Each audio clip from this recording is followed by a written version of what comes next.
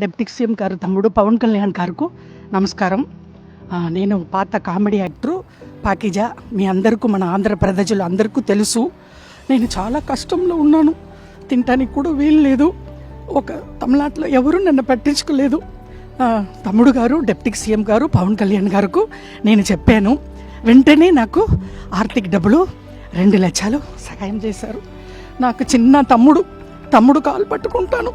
ఏలేల జమ్మానికి తమ్ముడు డిప్యూటీ సీఎంకు మర్చిపోను.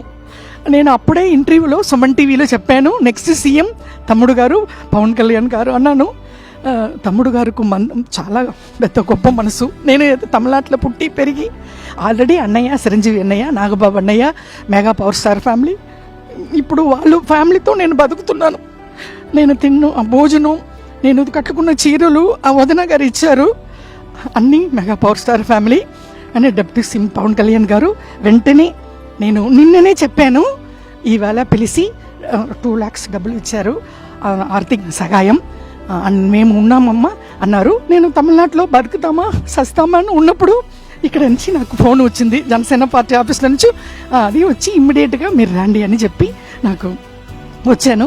చాలా సంతోషం. తమ్ముడు గారు పవన్ కళ్యాణ్ గారు డిప్యూటీ సీఎం గారు నాకంటా చిన్న అని పర్లేదు, తమ్ముడు కాలు పట్టుకుంటాను ఎప్పుడు. వాళ్ళ ఫ్యామిలీ నేను మెగా పవర్ స్టార్ ఫ్యామిలీ మర్చిపోనండి. నమస్కారం అండి, ఉంటాను. Thank you.